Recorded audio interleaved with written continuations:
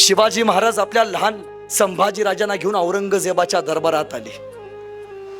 औरंगजेबानं ठरवलं होतं, जरी चाल टाकायची, पाठीमागच्या रांगेत उभा करायचं, बदनामी करायची, स्वाभिमान संपवायचा.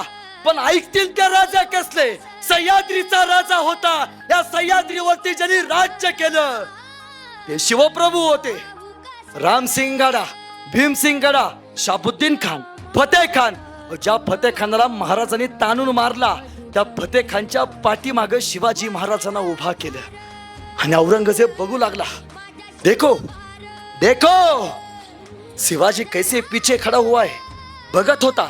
आणि त्याच वेळी सह्याद्रीचं रक्त थांबेल तरी कसे, महाराजांनी दिलेला मनसबदारी फेकल्या आणि औरंगजेबाचा दरबार सोडून शिवाजी महाराज निघून गेले.